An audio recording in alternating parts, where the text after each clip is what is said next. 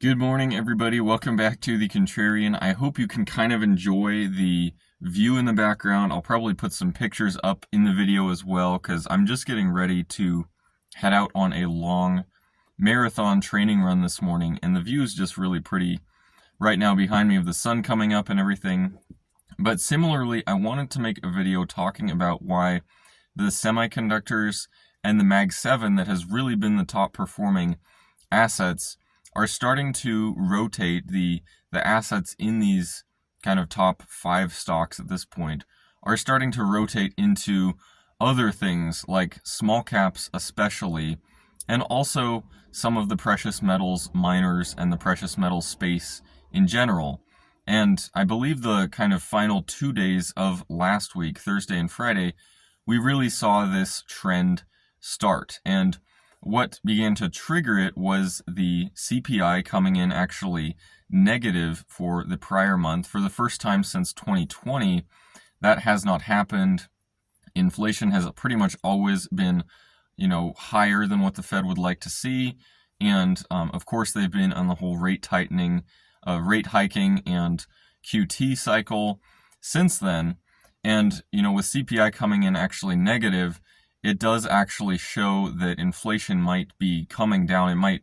It might be the case where inflation finally does come down to the Fed's target of 2%.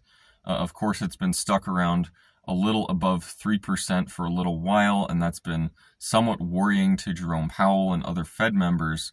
But we could actually see inflation continue to trend downwards. And why that's so critical for small caps is they're much more dependent on interest rates than some of the large cap stocks, which can, more easily absorb high interest rates.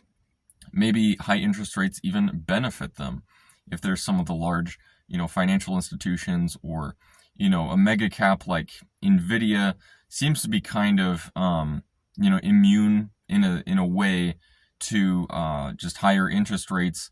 There's all the, spending around AI and data center build outs and everything. So Nvidia was kind of the, major, attractive stock previously. And we did see actually Nvidia correct on Thursday pretty significantly as assets, as probably as some asset managers began to reassess, rebalance their portfolios, take a little bit of, out of Nvidia, some of the mega cap stocks, the NASDAQ probably, that also sold off. And actually you saw the NASDAQ down probably 2% Thursday, around that. And you saw the Russell up about 3.5%. So the Russell 2000 has really, really lagged the other indices the last year and year and a half, while the NASDAQ, S&P, Dow are all at new all-time highs, significant new all-time highs, above their 2021 peaks.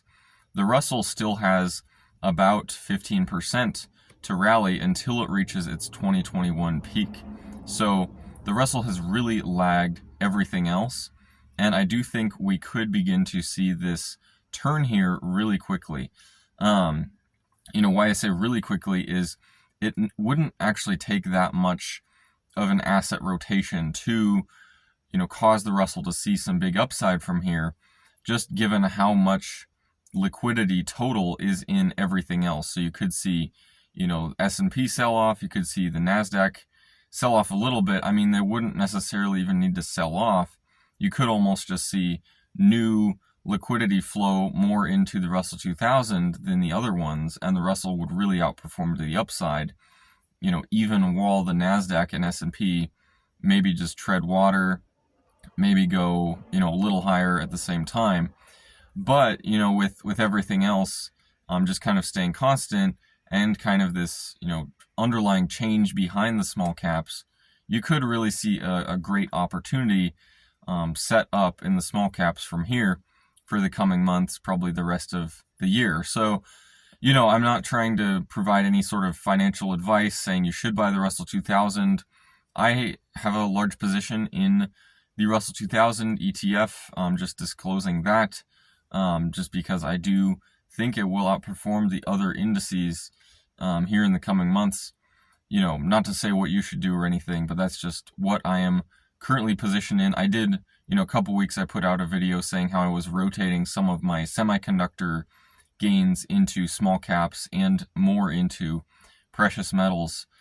So, I definitely have followed up on that video I made. So, we could also see gold and silver finally begin to see some, interest. Not only are the metals looking like they'll break out again, gold heading beyond 2,400, silver heading beyond, the $32 an ounce area, where it's kind of been stuck at the last, 2 months. Gold's been stuck pretty high trading range for the last, 2 to 3 months. So, it was kind of the first 4 months of 2024. You saw a lot of interest in the precious metals, and then that has really cooled off in the last 2 months as, there's the price action just has not drawn in more interest. And, ultimately, I think once the price action does resume to the upside, you will see interest resume in the underlying miners and